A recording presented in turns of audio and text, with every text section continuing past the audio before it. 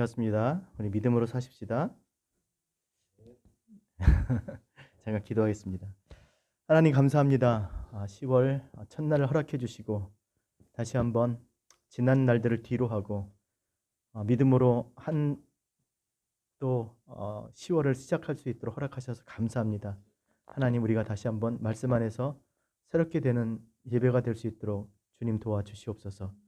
우리가 할 수 없는 것들을 말씀이 우리 가운데 역사하사 이루시고 또 온전케 하실 줄로 믿사오니 오늘도 하나님 말씀 의지하여 신앙생활 잘하는 한 달이 될 수 있도록 또 앞으로의 모든 날들이 될 수 있도록 주님 역사하여 주시옵소서. 예수님의 이름으로 기도합니다. 아멘. 10월 1일이 시작됐습니다. 벌써 10월이에요.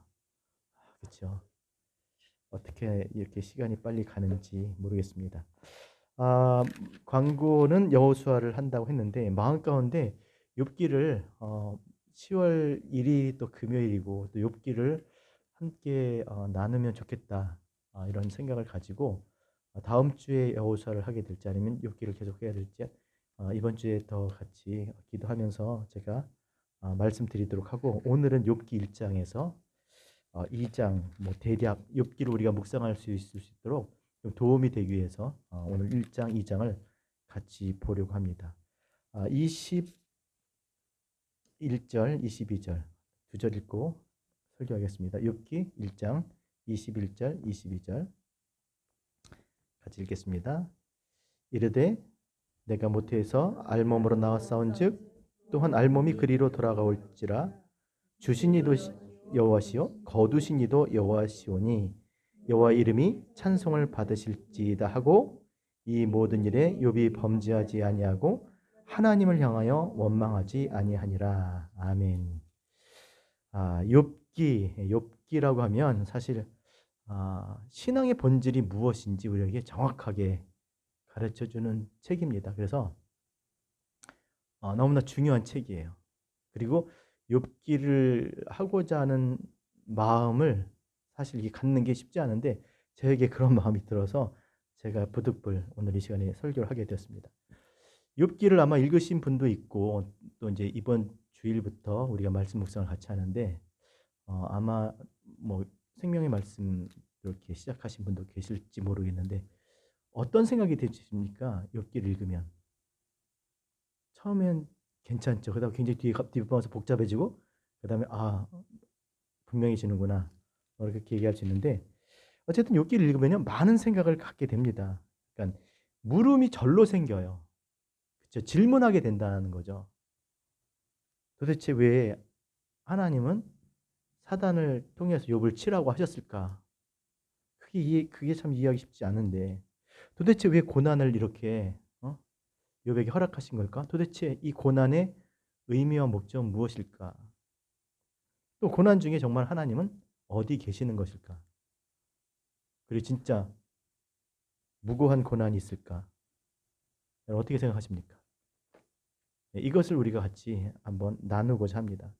이 모든 물음의 시작은요, 고난입니다. 고난. 우리가 고난 받기 전에는 물음이 생각이 안 들어요. 그렇죠? 뭔가 어렵고 힘든 일이 생기면 정말 그때서야 하나님을 찾기 시작하고 본질적인 존재론적인 그런 질문을 하게 되잖아요. 이런 질문들, 평소에 하지 못했던 질문들, 평소에 묻지 못했던 그런 문제들을 하나님 앞에 묻잖아요. 뭐 때문에? 고난이 오면. 사실 왜 그러냐? 고난은요, 우리의 몸과 마음뿐만 아니라 영적인 것까지도 영향을 미칩니다. 심지어 하나님의 관계까지 흔들어 버려요. 고난이. 그러니까 이게 만만한 게 아닙니다. 인생은 다 고난의 연속이 하지만 정작 고난을 당하게 되면 몸이 상하게 되고 삶이 망가지고 그러게 되면 하나님과 관계도 흔들릴 수밖에 없다라는 것이죠. 그리고 실제로 우리 주변에 고난 당하는 사람도 많이 있습니다. 주변이 아니더라도 정말 모든 그 세상의 소식들이 다 이런 이야기들이에요. 그렇다고 한다면 이 땅에 그리스도의 몸으로 부름받은 교회가 이 고난 가운데 있는 이 속에서 어떻게 우리가 그 고난당한 사람들을 도우며 살 수 있을지, 정말 어떻게 해야 그 고난 당하는 사람들이 도움이 될지 한번 생각해 보는 그런 시간 되었으면 좋겠습니다. 아시는 대로 뭐 욥기는 고난으로 시작해서 마무리가 축복으로, 더 많은 축복으로 끝나게 됩니다. 하지만 문제는 그 축복에 이르기까지 그 수많은 고난의 시간들을 견뎌야 했다라는 것이에요. 그러니까 그냥 거저 축복이 오지는 않아요. 가만히 있는데 뭐가 쏟아지진 않는다는 겁니다. 반드시 이런 과정들이 있는 것이죠. 그렇죠. 어떤 생각도 안 하는데 어떻게 답이 올 수 깨달음이 올 수 있겠습니까? 물음이 없는데 찾지도 않는데 어떻게 열리고 그것이 깨달아지겠냐고요. 그 가치를 알겠냐고요. 모릅니다. 물어야 깨달음이 오는 거예요. 그래서 욥은 그 수많은 고난을 통과했습니다. 그리고 우리가 잘 알듯이 하나님과 말씀을 나누기까지, 하나님께 묻고 하나님의 말씀을 듣기까지 어떤 시간들이 있었어요? 그 세 친구들, 그렇죠? 수많은 그 말들, 수많은 질문과 뭐 논쟁, 다툼, 악유, 이런 것들이 너무나 많은 시간들이 있었다라는 거예요. 처음부터 하나님께서 딱 말씀해 주시면 좋잖아요. 그렇죠? 하나님의 답을 딱 내려주시면 그런 시간 안 보내도 되잖아요. 그런데 그런 시간이 지난 뒤에야 하나님이 그때서야 말씀하시고 깨닫게 되더라라는 것입니다.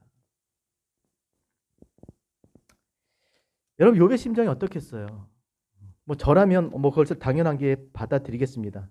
하지만 제가 만약에 욥이라면 못 받아들일 것 같아요. 왜냐하면 욥은 정말 잘 살았거든요. 성경이 증거하고 있잖아요. 보세요 여러분. 1절 1장 1절 시작.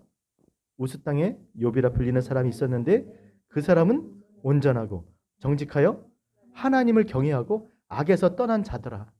뭐 흠잡을 데가 없잖아요. 그렇죠? 온전하고 정직하고 하나님을 경외하고 악에서 떠난 사람이었습니다. 그런 욥에게 정말 알 수 없는 고난이 온 겁니다. 도대체 왜 이런 일이 정말 일어났을까? 아무리 생각해도 이해가 되지 않는 그런 고난이 온 거예요. 그리고 이것이 언제 끝날지 모르는 그런 고난이 온 겁니다. 마치 하나님께 버림받은 것 같은 그런 상황 속에서 끊임없는 믿음의 어떤 씨름들을 홀로 풀지 못하는, 풀리지 않는 그런 질문들을 해가면서 그러고 있는 거예요. 이 정도의 사람이라면 우리가 알듯이 하나님이 사단이 치려고 한다면 사단을 치셨어야 돼요. 그렇죠? 어딜 감히 욥을 너 절대 그런 생각하지만 사단은 혼쭐을 내주셔야 되는데 어떻게 하나님이 욥을 치라고 사단에게 이렇게 허락을 하셨을까? 자, 사단 손에 붙이셨는데 좀 구체적으로 볼까요? 12절 보세요. 사단이 와서 치는데 뭘 칩니까? 12절 시작. 여호와께서 사단에게 이르시되 내가 그의 소유물을 다 내게 맡기노라. 다만 그의 몸에는 내 손을 대지 말지니라. 사단이 곧 여호와 앞에서 물러가니라 하면서 이제 뭐예요? 그의 소유를 치게 하셨습니다. 그의 소유를 쳤더니 자 어떤 것들을 칩니까? 14절 시작. 여러분이 안 읽으시는 거예요? 아니면 구절이 안 나오는 거예요? 14절 시작. 사환이 욥에게 와서 아뢰되 소는 밭을 갈고 나귀는 그 곁에서 풀을 먹는데 스바 사람이 갑자기 이르러 그것들을 빼앗고 칼로 종들을 죽였나이다. 나만 홀로 피하였으므로 죽기 아뢰하러 왔네. 소는 밭을 갈고 나귀는 그 곁에서 풀을 먹어. 아주 평화롭습니다. 그냥 정말 그러고 있는데 갑자기 스바 사람이 와서 그것들 다 빼앗고 종들을 칼로 죽였다는 거예요. 그런데 그 다음에 16절 보니까 또 말하는데 한 사람이 또 와가지고 이제 이번에 하늘에서 뭐가 떨어졌어요? 불이 하늘에서 떨어져서 양과 종들을 살라버렸다는 거예요. 어떻게 이런 일이 있어요? 갑자기 정말 마른 하늘의 날벼락이지. 하늘에서 불이 떨어져서 양과 종들이 17절. 자, 시작. 그가 아직 말하는 동안에 또 한 사람이 와서 갈대아 사람이 쇠무리를 지어 갑자기 낙타에게 달려들어 그것을 빼앗으며 칼로 종들을 줘. 스밧 사람 하늘에서 불 내려 또 다시 이번에 갈대아 사람이 와서 낙타들을 빼앗고 칼로 동들을 죽였습니다. 18절. 그가 아직 말하는 동안 또 한 사람이 와서 아뢰되 주인의 자녀들이 그 마다들과 집에서 음식을 먹으며 포도주를 마시는데 거친 데에서 갑자기 또 큰 바람이야. 사람, 하늘, 사람, 또 바람, 큰 바람에서 집 내 모퉁이를 치매 그 청년, 집이 무너져서 청년들이 다 죽은 거예요. 아들들이, 자녀들이 다 죽은 겁니다. 여러분, 쉴 새 없이 이것도 연속적으로 이렇게 지금 감당할 수 없는 일들이 생기는 거예요. 그냥 한 번 뭐 무슨 소하고 나귀가 뭐 죽고 뭐 양대 죽었다 그러면 뭐 그럴 수 있어요. 그런데 이렇게 지금 뭐 하늘에서 뭐 바람이 불어서 자식들까지 다 이렇게 싹 죽이게 되니 정말 감당할 수 없는 이 환란이 지금 찾아온 겁니다. 근데 그뿐이 아니에요. 그럼 거기서 확인했잖아요. 예? 확인했잖아요. 우리가 읽은 대로. 예? 그랬을지라도 뭐 모태에서는 알몸으로 나와서 뭐 알몸으로 돌아가는 것이 뭐 맞습니다. 뭐 주신이도 여호와시여 취하시는. 그러니까 하나님 다 주셨으니까 하나님 다 가져가세요. 그런 고난을 하나님을 향한 신앙으로 그가 고백을 하면서 하나님을 찬송하고 그리고 박수치고 잘 끝났단 말이에요. 그럼 거기서 끝내야지. 받지 하고 끝내야 되지. 근데 2장에 넘어와서 이번 누굴 칩니까 또? 사단이 그러잖아요. 몸을 쳐보시라고. 시간 없어서 다 읽진 않겠습니다. 소유를 치시고 소유를 치게 하고 몸을 치지 말게 하라고 하시더니 이번에는 몸을 치게 하시고 이제 생명은 건들지 말라는 거예요. 죽이지 말고 아주 그냥 그래서 정수리부터 발끝에서부터 정수리 끝까지 완전히 그냥 치잖아요.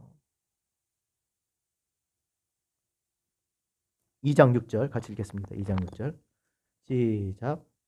여호와께서 사단에게 이르되 내가 그를 내 손에 맡기노라 다만 그의 생명은 해하지 말라. 완전히 이제는 소유물이 아니라 욥을 그냥 아주 그냥 사단한테 맡겼어요. 도대체 어떻게 이럴 수 있어요? 그러니까 어디 아주 박살 내놓습니다. 머리부터 발끝까지 그냥 아주 악한 것, 그러니까 질병이 악한 것이 그 온 몸을 그냥 다 치는 거예요.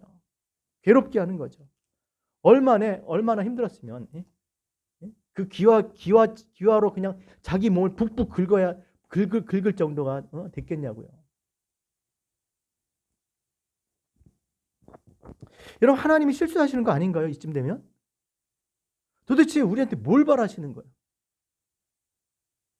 그 정도 하셨으면 됐지. 어떻게 또다시 이렇게 찬송하고 잘 끝났잖아요. 다 하나님 것이라고 하나님 찬송 받으셔야 된다고 끝났잖아요. 근데 어떻게 이렇게 다시금 이렇게 또 치게 하시냐는 것이죠. 아니 사단이 지금 욥을 통해서 하나님을 대적하려고 하는데 하나님은 그걸 모르시나? 하나님이 알만하신 분이 그걸 모르시나? 근데 그걸 허락하셨다는 거예요. 아니 사단이 그러면 그거를 거기서 끝을 내셨어야지. 또 그걸 들어주셔가지고 또 다시금 욥으로 하여금 고통 가운데 이제는 정말 말할 수 없는 고통 가운데 떨어지게 만들었다는 것이죠. 왜 그랬을까요? 그리고 지난번에 주님을 시험코자 하는 그 바리새인과 유대 지도자들 통해서 우리 배웠잖아요. 그들이 주님을 시험하실지라도 주께서 주는 참되시고 하나님의 진리를 나타내시는 분이시기 때문에 그들의 말대로 그렇죠. 어떤 것에도 구애받지 아니하고 하나님의 진리를 하나님의 일을 나타내시는 분이시기 때문에 그들이 시험했을지라도 사단이 비록 그렇게 하나님을 대적하려고 했을지라도 그 일을 통해서 하나님께서 뭘 나타내셔요? 하나님의 선하심과 인자하신 하나님의 그 뜻을 나타내시는 거예요. 하나님이 그 거꾸로 욥을 통해서 하나님께서 나타내시려고 하시는 것이 있다라는 것이죠. 자, 근데 중요한 것 어떻게 해서 무엇을 나타내려고 하셨을까? 자, 온전하고 정직하여 하나님을 경외하고 악에서 떠난 욥이에요. 그것으로서 사실 다 되는 거잖아요. 근데 그를 잿더미 앉게 하시고 기와로 몸을 긁게 하심으로 인해서 나타내시고자 했던 것이 있어요. 하나님이 누구신가? 그리고 욥이 그 전에 알고 있었던 하나님하고 그 잿더미 위에서 기와장을 긁고 그 알던 하나님과 그 하나님을 통해서 우리가 진짜 하나님을 어떻게 알게 되는지, 알 수 있는지를 우리에게 가르쳐 주시는 것입니다. 무엇을 통해서 그렇게 됐을까요? 욥이 하나님께 묻잖아요. 여러분 잘 생각하셔야 됩니다. 이 물음을 통해서 비록 잿더미에 앉아 있지만 그렇죠? 어떤 거 보면 하나님이 없는 것 같은 상황 속에서 자신을 버린 것 같은 상황 속에서 수많은 존재론적인 질문을 통해서 신명기적인 어떤 사관, 무엇인가를 행해서 그렇죠? 그 일들을 통해서 그 알게 되는 하나님이 아니라 잿더미 속에서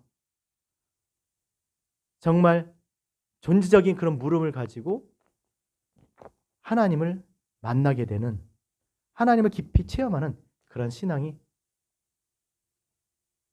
된 줄로 믿습니다. 이것이 오늘 설교의 핵심이에요. 그래서 42장 5절에 그렇게 말하잖아요. 따라합시다. 따라하세요. 내가 죽게 대하여 귀로 듣기만 하였사오나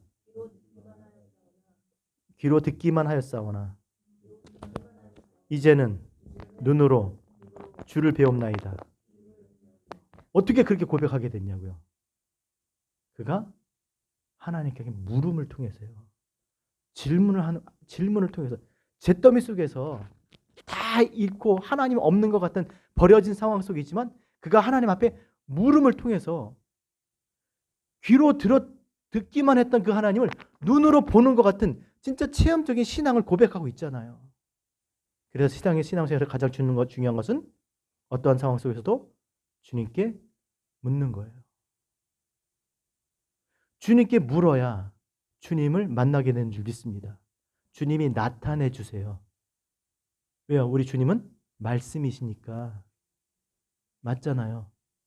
우리가 물으면 말씀해 주신다는 거예요. 우리 체험신앙 건데 진짜 체험신앙, 말씀을 체험하는 신앙이 뭐겠어요? 묻는 거예요.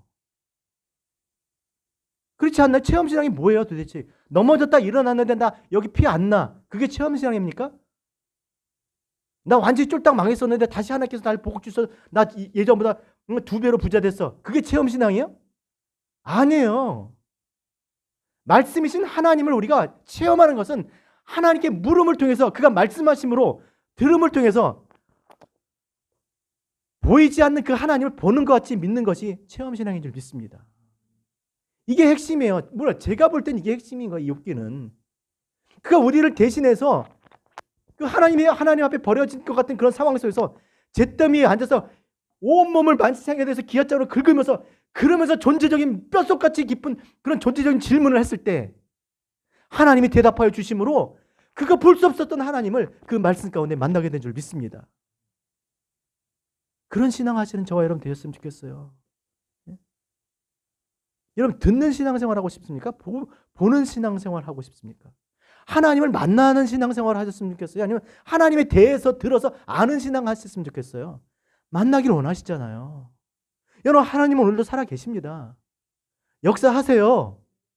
저가 지금 여러분 눈앞에 존재하는 것보다 더 분명하고 확실하게 하나님은 살아 계시고요. 안 보이지만 아무도 없는 것 같지만 언제나 그곳에는 하나님 계셨고요. 나 혼자 있는 것 같아서도 그곳에 항상 하나님이 같이 계셨고요. 내가 허공을 치는 것 같은 기도를 했을지라도 하나님 반드시 그것을 들으셨고요. 하나님 한 번도 나를 홀로 둔 적이 없으신 줄 믿으십시다.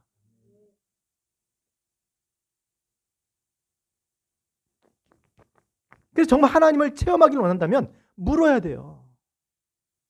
하나님께 질문을 던져야 되는 겁니다. 하나님, 이 시대를 놓고, 이 교회를 놓고, 나를 놓고, 하나님 앞에 존재적으로, 정말 근본적으로 물어야 돼요. 그런 걸 싹 덮어놓고, 그 위에 그냥 현상들만 가지고 그렇게 신앙생활 하는 게 아니라, 진짜 신앙생활 하면 우리가 늘 우리 자신에게 대한 그런 존재력의 질문이 안 나오나요? 진리의 빛 앞에 서 있으면 내가 싫은데 이 세상과 또 그렇게 성경에 비춰본 교회가 그런 교회가 아닌데 그냥 덮어놓고 살 수가 있나요?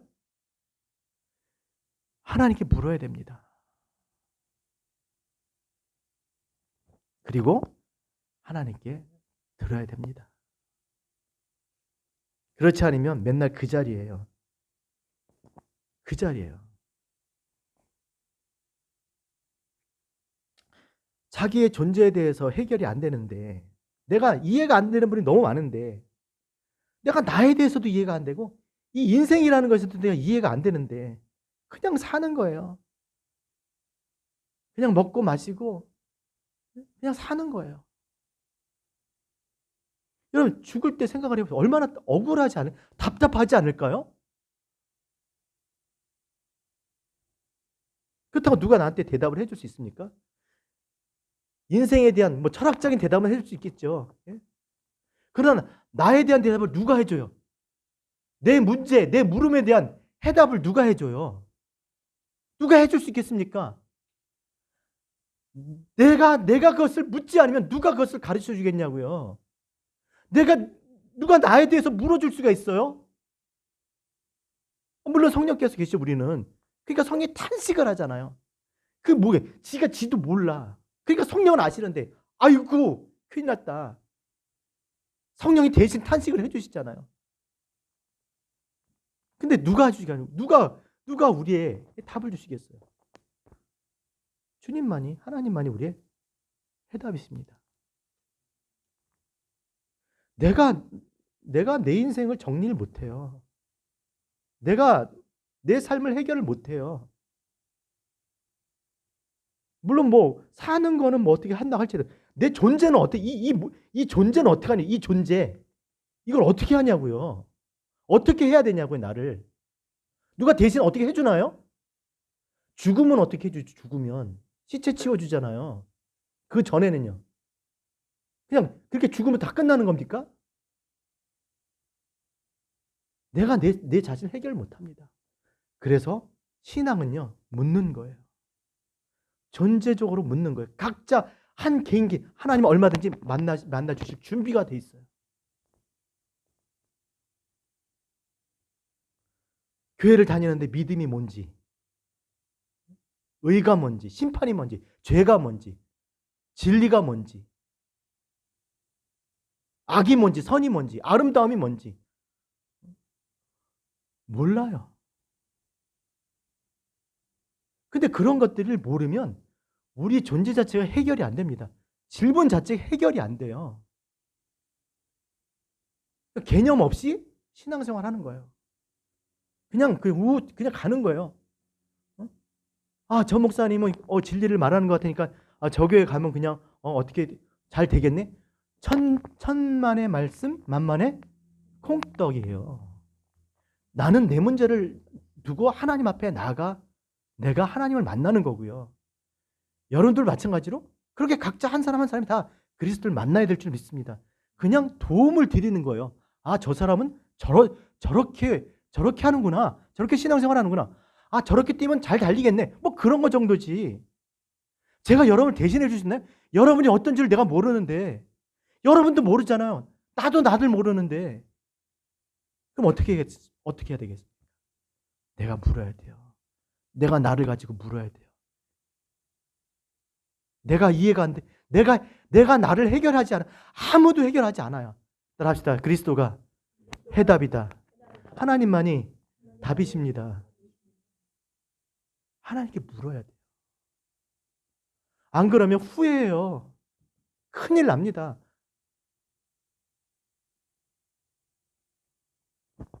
듣는다고 그게 다 해결되는 게 아니에요. 내가 이렇게 말씀을 드린다고 해서 여러분이 그걸 들었어요. 이제 깨달았어. 응 하지. 그럼 여러분이 그런 사람 됩니까? 아니에요. 그냥 들어서 이제 이해한 거예요. 그래서 안 것뿐입니다. 예를 들어서 오늘 여기서 호신술을 오늘 시범을 봤어요. 그래서 뭐 뒤에서 뭐 이렇게 하면 뭐 이렇게 하고 뭐 이렇게 해서 이렇게 넘겨서 탁탁 하면 되는구나. 그래서 이거 간단하네. 그랬어요. 근데 진짜 혼자 길을 가다 밤에 강도를 만났어요. 그러면 배웠잖아요. 알잖아요. 그렇죠? 그럼 어떻게 해야 돼요? 왜 그러세요? 살렸어요? 몸이 움직이질 않아요. 머리로 안다 그래서 내가 호신술을 할 수 있는 게 아니잖아요. 정말 이렇게 하면 이렇게 치고 이렇게 해서 딱딱 이렇게 하려면 그 훈련에 그것을 훈련하는 그 몸이 그것을 기억할 수 있는 정말 그런 상황에서 그렇게 움직일 수 있는 그런 시간이 훈련이 필요한 거잖아요.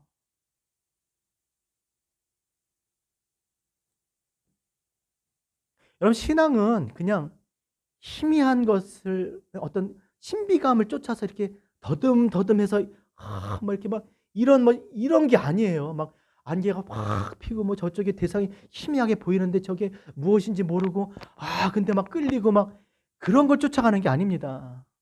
신앙은요. 따라합시다. 분명한 것을 보고 따라가는 것이다. 분명한 것을 보고 알고 따라가는 거예요. 보고 따라가는 거예요. 확실한 것을 보고 가는 거예요. 그러니까 너희는 알지 못하는 것을 예비하지만 우리는 아는 것을 예비하노니 이 산에서도 말고 예루살렘에서도 말고 진짜 예배드리는 장소가 아니야. 하나님께 예배할 때가 오나니 하나님께 예배할 때가 오나니 하나님께 예배하는 자는 성령과 진리로 예배할지니라. 성령과 진리가 우리를 알게 한다는 거예요. 그렇죠? 예배하는 분이 누구신지 그걸 알게 한다는 것이죠. 여러분 신앙생활 그냥 뭐 이렇게 종교생활 아니에요. 무슨 특별한 날 무슨 문제가 있을 때 가서 불 켜놓고 비는 그런 게 신앙생활 아닙니다. 어떤 문제가 있을 때 하나님 앞에 문을 두드리고 새벽기도를 쌓는 게 그게 신앙생활이 아니에요. 그런 것도 필요하지만 진짜는 뭐예요? 하나님이 누구신지 내가 누구인지 그 존재적인 그런 물음을 통해서 존재와 존재가 만나는 것이 신앙생활인 줄 믿습니다. 그렇게 신앙생활 하신 저 여러분 되셨으면 좋겠어요. 교회 갔더니 사람밖에 없더라. 아무도 없더라. 그런 얘기예요. 딱 교회 사람이 없네? 교회는 누가 계십니까? 하나님이 계세요. 근데 하나님이 계시려면 어떻게 돼요? 교회는 하나님을 만날 수 있는 그 말씀들을 전해줘야 되는 거잖아요. 그렇죠? 여러분 말씀을 들으러 오신 거잖아요. 자, 들으러 왔을 때 설교가 뭡니까? 여러분들이 하나님께 질문한 것들에 대한 컨펌을 받거나 내가 생각해 잘못됐네. 바꿔나가는 거예요. 더 온전한 것들로. 더 깊은 물음을 할 때마다 하나님께서는 반드시 여러분에게 말씀으로 듣게 해줄 줄 믿습니다. 반드시 응답해 주세요. 반드시. 어떤 식으로라도. 그러니까 여러분 물으셔야 돼요. 그래서 우리가 10월 달부터 이제 다시 말씀 묵상을 하는 이유가 그거예요. 제가 앞에서 암만 이렇게 얘기하면 뭐 하겠습니까? 신랑이 내가 아닌데 난 신랑 친구잖아요. 신랑으로 인해 기뻐하는 거지. 진짜 신랑은 누구예요? 예수 그리스도잖아요. 만나셔야 돼요. 내가 직접. 그리고 누리셔야 돼요. 그리고 자유하셔야 되고 기뻐하셔야 되고 찬송하셔야 되고 예배하셔야 될 줄 믿습니다.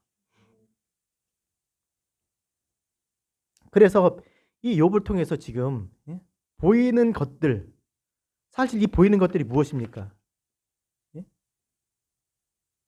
이 보이는 것들이 뭐예요?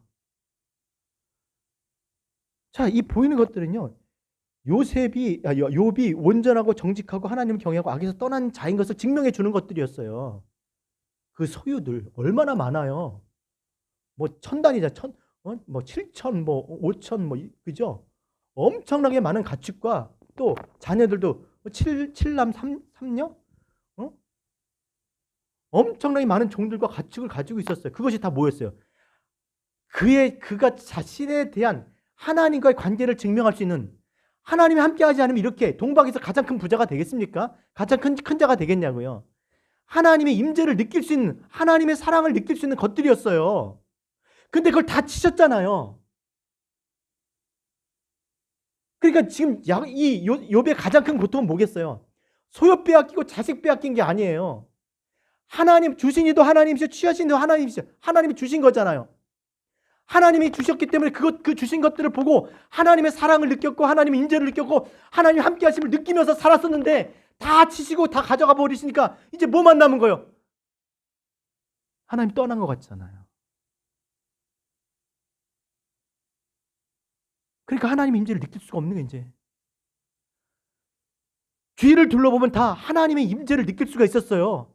아침에 일어나면 온통이 저 산도 내 거, 저 양, 저 나귀, 저 다 내 거야. 아이고 우리 딸, 우리 아들. 하나님의 임재를, 하나님의 사랑을 느낄 수 있었던 것들이라고 다. 근데 그걸 하루 저거 친 거예요. 사업 잘 됐는데, 회사 잘 됐는데 갑자기 하루 망해버린 거예요. 하나님 축복해 주셔서 선교도 많이 하고 돈도 많이 벌어서 헌신도 많이 하고 헌금도 많이 했는데 그걸 치신 거라니까요. 잘못도 없는데 하나님의 임재를 느낄 수가 없었어요. 하나님이 버린 것 같다니까요. 사단이 그러잖아요. 그거 다 쳐보시라고. 그거 빼앗으면 하나님을 욕할 거라고.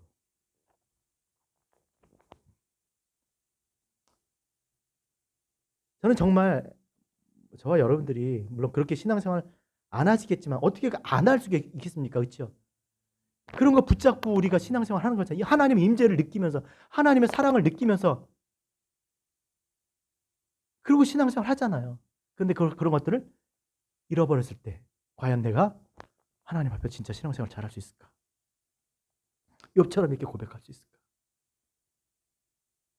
그 속에서 시작하는 거예요. 하나님이 버린 것 같은 속에서 수많은 질문들을 당하고 수많은 질문들을 하고 하나님과 대화하게 됩니다.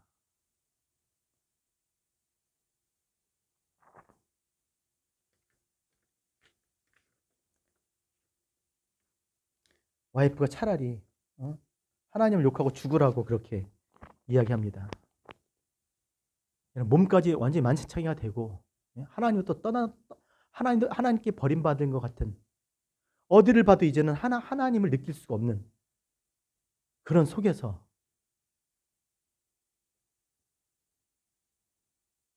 얼마나 그 고통스러운데 친구들이 찾아와가지고 새 친구들이 찾아와가지고 이 장구 뒤에 보면 말을 못해요.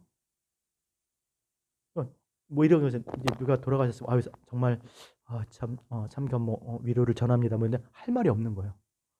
얼마나 고통스러워하고 있었길래 친구들이 와서 할 말을 잃은 거예요. 뭐라고 말을 할 수가 없는 거예요. 7일 밤을 그러고 보내잖아요. 친구들이 할 말이 없어요.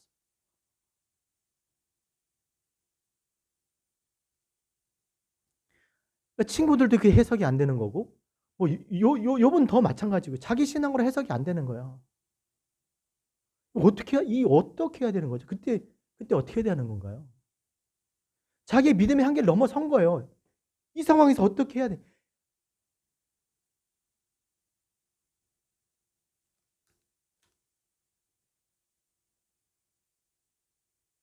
하나님이 자기를 버리신 것 같은 그런 속에서 과연 우리가 신앙을 지킬 수 있을까? 뭐 그런 거 있잖아요. 뭐 남편이 사랑해. 내 곧 돌아올 거야. 그때까지 기다려. 뭐 아니면 뭐 사랑하는 사람 그렇게 했다고 쳐요. 우리 집사님 계시는데. 내가 올 때까지 기다려야 돼. 그러면서 뭐 편지라도 한 장 뭐 써주고 맨날 뭐 사진에도 보내주고 뭐 이렇게 해야 되잖아요. 아무것도 없는 거야. 그리고 아니면 올지 안 올지도 몰라. 아니 안 올 것 같은 거야. 그럼 그 속에서 누가 기다릴 수 있을까요? 상황으로 보면 어떤 곳에서도 그런 것에 대한 어떤 어떤 그 확신이 안 서는 거예요. 그런 속에서 과연 우리는 정말 신앙생활을 할 수 있을까?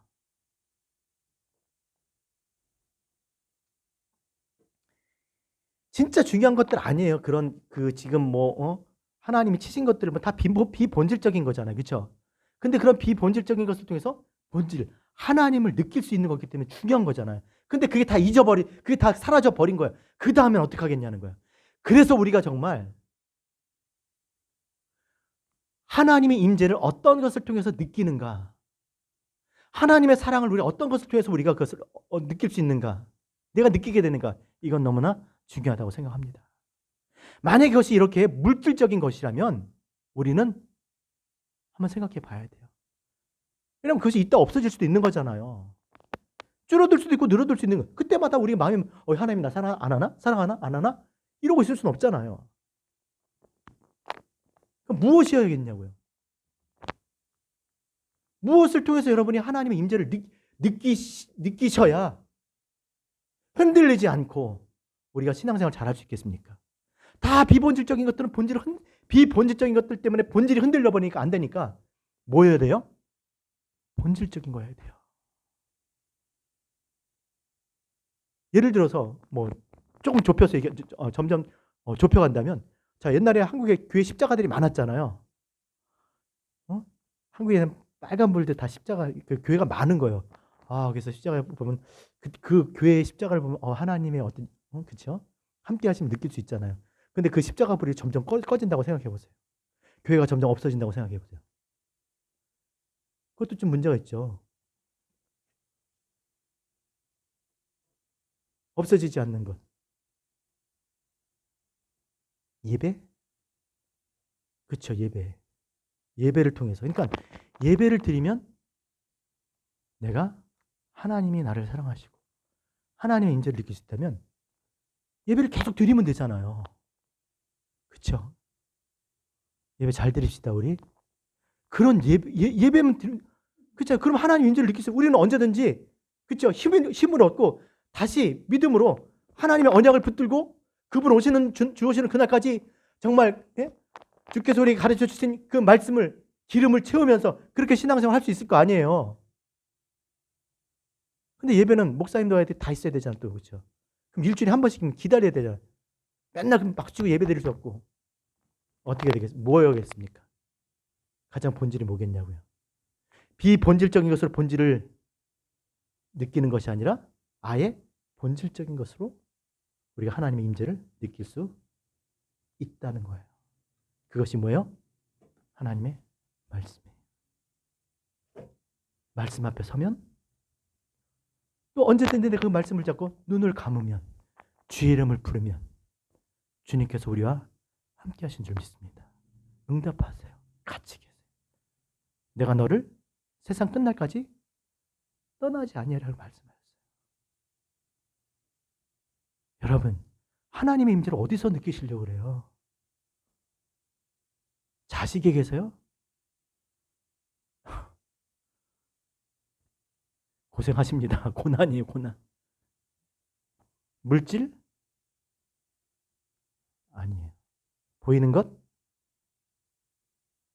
하나님 말씀으로 날마다 하나님의 임재를 느끼면서 살아가시는 저와 여러분 되셨으면 좋겠습니다. 그래서 믿음이 필요한 거예요. 믿음은 따라합시다. 믿음은 바라는 것들의 실상이요 보지 못하는 것들의 증거니 선진들이 이로써 증거를 얻었느니라.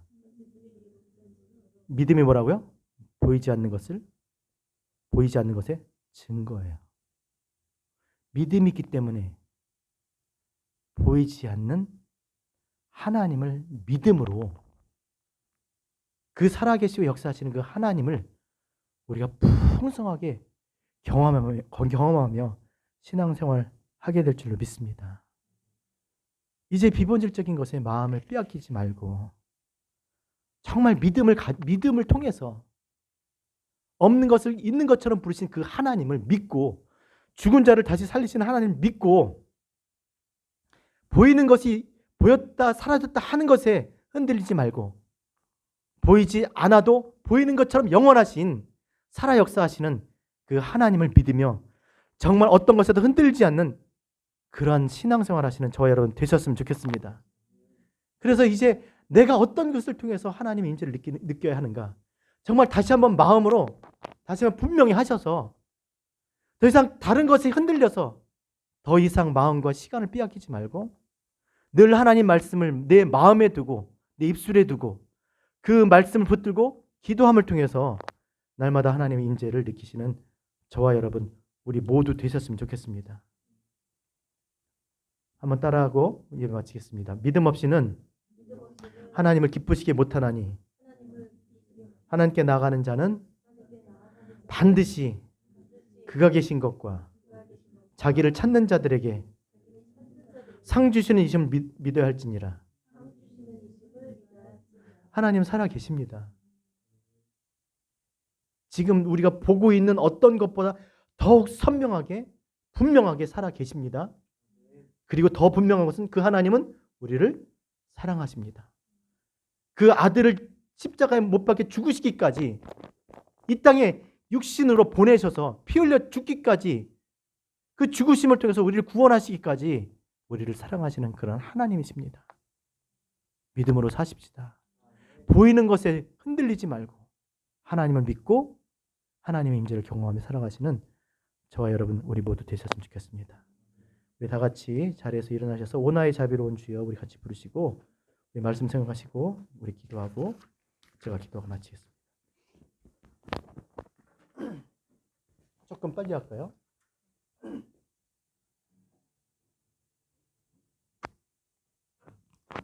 오나의 자비로운 주여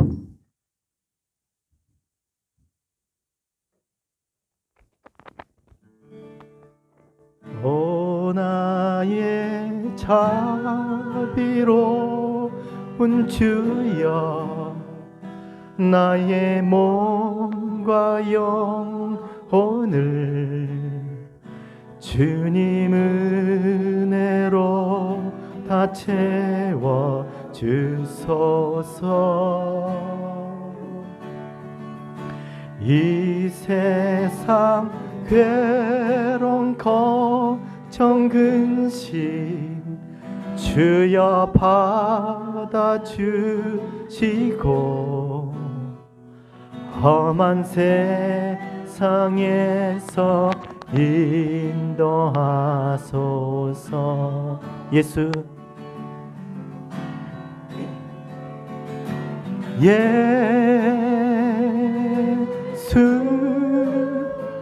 오 예수 지금 오셔서 지금 오셔서 예수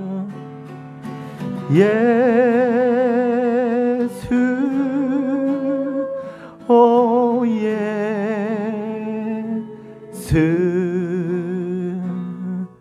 채워주소서.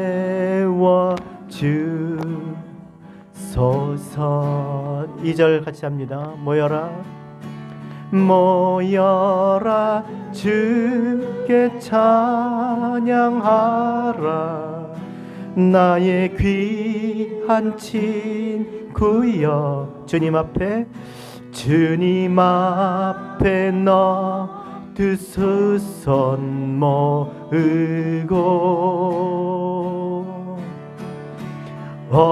너의 슬픔 세상 눈물 너의 쌓인 아픔을 십자가 앞에 너 모두 버리고 고백합시다. 예수 오 예수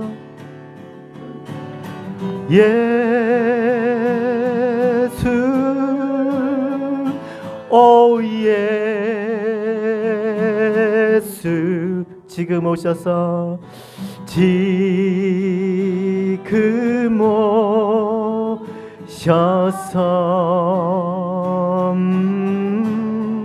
예수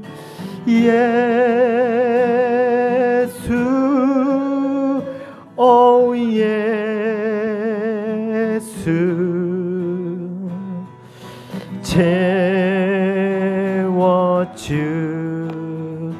채워주소서. 우리가 같이 이 시간 기도할 때 말씀드린 것처럼 그리스도만이 하나님만이 우리의 답이십니다.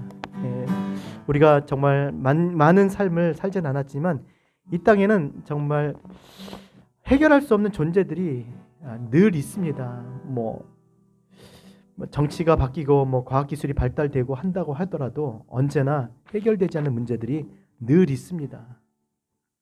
또 더욱이 중요한 것은 우리 자신이 우리 자신을 해결하지 못합니다. 오늘 이 시간 이후로부터 정말 나를 두고 하나님과 만나는 그런 시간 되기 원합니다. 하나님과 내가 만나는 그런 시간을 갖기 원합니다. 하나님, 우리가 10월 첫째 주부터 우리가 함께 그렇게 말씀 앞에 서려고 우리가 이 시간 하나님 주님 앞에 다짐합니다.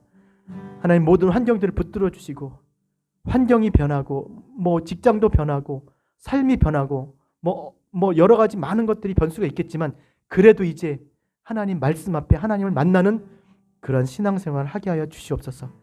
그래서 다른 것들로 인해서 우리가 하나님의 임재를 느끼는 것이 아니라 하나님의 말씀을 통해서 하나님의 살아계시고 역사하시고 우리 함께 계시는 그 하나님을 늘 함께 동행하며 그 하나님 말씀을 따르며 하나님의 뜻을 따라 정말 살기 원하오니 주여 이제 저희와 함께하여 주시옵소서. 우리의 삶을 주장하여 주시고 지켜주셔서 늘 하나님과 동행하는 삶이 되게 해달라고 우리 같이 한번 이 시간 주여 3번 외치시고 우리 같이 말씀 생각하시면서 우리 통성으로 기도합니다. 주여 주여 주여. 살아계신 아버지 하나님 감사합니다. 아버지 하나님, 저희를 붙들어 주시옵소서. 하나님, 우리 가운데 역사하여 주시고 말씀이 육신이라는 가운데 오셨사오니 아버지, 그 말씀 떠나 아버지 우리 가운데 아버지 살아있는 말씀 되어서 우리가 그리스도의 아버지의 사람으로 온전한 하나님의 백성 우리 땅 가운데 살아가기 원하오니 하나님, 오늘도 아버지 우리가 정말 풀리지 않는 그런 아버지, 우리의 정말 아버지, 우리의 정말 육신의 아버지, 이 땅의 아버지 문제도 있습니다. 우리가 정말 하나님의 믿음으로 나아가고자 하지만 아버지 하나님, 여전히 붙잡혀 아버지 하나님, 우리가 정말 아버지 습관이 되어서 아버지 벗어나지 못하는 그런 아버지 한계를 가지고 살아가고 있습니다. 하나님, 저희들의 아버지를 붙들어주시고 홀로 말씀 우리 안에 역사하사 우리가 할 수 없는 것들을 하게 도와주셔서 하나님, 오늘도 아버지 하나님이 공부하시는 믿음의 사람으로 아버지 그렇게 되어져가지고 인도하여 주시옵소서. 얼마나 많은 시간을 아버지 하나님, 우리가 정말 아버지 또 아버지 정말 과거에 느껴서 아버지 우리가 정말 습관에 쫓아 아버지를 벗어나지 못하는 가운데 아버지 우리가 살수 있겠습니까? 정말 유비 아버지 하나님, 수많은 고통 가운데 아버지 소유를 잃어버리고 가족을 자식을 잃어버리고 자기 아버지는 정말 몸의 건강을 잃어버리고 정말 하나님이 떠난 것 같은 아버지 그러한 상황 속에서 아버지는 정말 아버지 개떡이 앉아 기도하는 아버지 자신의 몸을 아버지 긁으며 하나님을 만났던 것처럼 아버지는 그 어떤 상황 속에서도 하나님 앞에 정말 아버지는 하나님을 함께 아버지 질문하며 하나님의 뜻을 구하며 하나님 말씀을 듣는 아버지 그런 신앙으로 나갈 수 있도록 주님 인도하여 주시옵소서. 그래야 정말 아버지 하나님, 우리가 정말 방황하지 않게 도와주시고 흔들리지 않게 도와주시고 어떤 일을 하든지 정말 아버지 하나님 뜻을 쫓아 아버지 하나님 그 믿음으로 나오기 원하오니 더 이상 아버지 자원으로 치우치지 않게 도와주시고 세월을 낭비하지 않게 도와주시옵시고 하나님이 주신 자원을 정말 낭비하지 않게 도와주시고 주신 이도 하나님이시오 주신 이도 하나님이신 것을 고백하며 하나님 믿음으로 살아가는 아버지 우리 모두가 될 수 있도록 주님 인도하여 주시옵소서. 아버지 하나님 정말 나를 붙들어 주시옵소서. 하나님, 우리 가운데 아버지 주인이 되어주시고 우리를 다스려주시고 우리를 이끌어주시고 정말 그리스도 함께 멍에를 내는 아버지 그런 삶을 되기 원합니다. 내 뜻대로 살지 않게 도와주시고 하나님 뜻대로 살기 원합니다. 하나님, 정말 지난 일들에 대하여 묶여지지 않게 도와주시고 하나님, 정말 아버지 우리 가운데 아버지 일을 해가시는 그 하나님 놀라운 아버지 그 뜻들을 아버지 믿음으로 정말 아버지 바라보고 오늘도 믿음의 삶을 살아갈 수 있도록 주님 도와주셔서 아버지 믿는 자가 되기 원합니다. 하나님, 저에게 믿음을 도와여 주시옵소서. 하나님, 보이는 것에 아버지는 마음 뺏기지 않게 도와주시고 아버지 보이는 것에 아버지 하나님 흔들리지 않게 도와주시고 보이는 것대로 판단하지 않게 도와주시고 하나님의 말을 듣게 도와주시고 그 말을 통해서 아버지 하나님 믿음으로 역사하시는 하나님, 오늘도 정말 아버지 하나님 역사를 보는 귀한 아버지 우리 교회가 될 수 있도록 우리 한 사람을 섬길 수 있도록 주님 인도하여 주시옵소서. 주여, 저희들에게 아버지에게 수많은 언약의 말씀들을 주셨음을 감사를 드립니다. 하나님, 이 말씀이 아버지 우리 가운데 아버지 안에도 이루어질 수 있도록 오늘도 아버지 믿음의 자리에 설 수 있는 우리 모두가 될 수 있도록 주님 인도하여 주시옵소서. 주님 붙들어 주시옵소서. 하나님 감사합니다.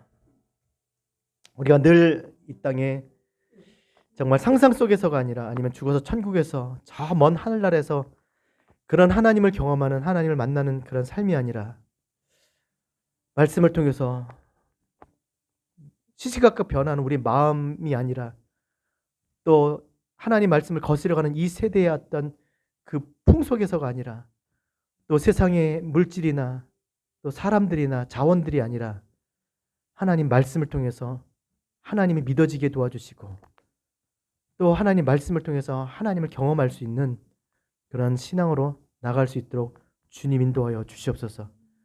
하나님은 없는 것을 있는 것처럼 부르시고 죽은 자를 살리시는 하나님이신 것을 믿사오니 주여, 우리가 어떤 경우에서 어떤 상황 속에서 어떤 일들을 가운데서도 하나님 말씀을 통해서 하나님을 확실히 만나고 더욱더 알아가고 더 풍성한 믿음의 삶을 살아갈 수 있도록 주님 도와주시옵소서. 일은 잘 될 수도 있습니다. 또 일이 없을 수도 있고 있을 수도 있고 또 잘못될 수도 있고 또 더 잘 될 수도 있습니다. 하나님, 그런 것으로 인해서 우리의 신앙이 널뛰지 않게 도와주시고 오직 하나님 말씀 앞에서 하나님이 주시는 그 세미한 음성에 귀를 기울이고 깨닫고 알아 하나님의 뜻을 행할 수 있는 그런 믿음의 사람이 되어지게 하여 주시옵소서.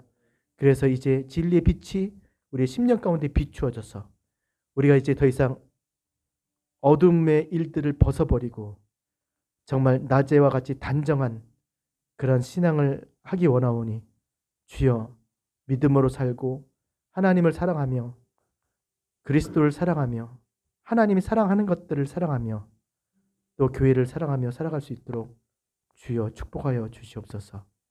우리의 마음이 늘 하나님을 떠나지 않게 하시고 하나님을 향하여 더욱더 가까이 나아가는 그런 삶이 될 수 있도록 성령께서 역사하여 주시옵소서. 도와주시옵소서. 주여 붙들어 주시옵소서. 우리를 불쌍히 여겨 주시옵소서. 그리스도 예수 안에서 다시 한번 하나님 앞에 새롭게 되어지는 우리 모두 되게 도와주시고 지난날에 연연하지 않게 하시고 또 과거의 아픔과 슬픔에 빠지지 않게 하시고 또 잘못된 그런 일들 속에서 저희들을 붙들어 주시고 구원하여 주셔서 이제 진리를 향해서 하나님의 뜻을 이루어드리는 그런 교회로 살아갈 수 있도록 축복하여 주시옵소서. 이제는 우리 주 예수 그리스도의 은혜와 하나님 아버지의 그 크신 사랑하심과 성령님의 감화감동을 충만히 인도하심이 오늘도 마음을 열고 믿음으로 말씀 앞에 하나님의 임재를 느끼며 하나님의 뜻을, 하나님의 나라를 위해서 살고자 주님 앞에 작정하는 당신의 귀한 자녀들 위해, 우리 진리의 빛교회 위해, 그리고 복음을 들을 많은 다음 세대 우리 자녀들과 또 하나님 알지 못했던 백성들 위해 이제로부터 영원토록 함께 있을지어다. 아멘.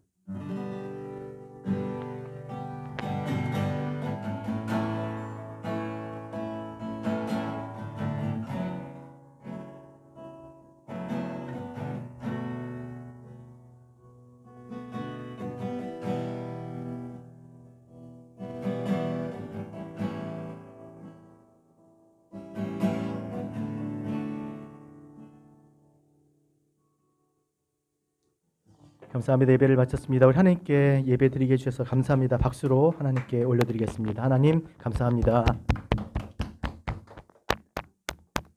감사합니다.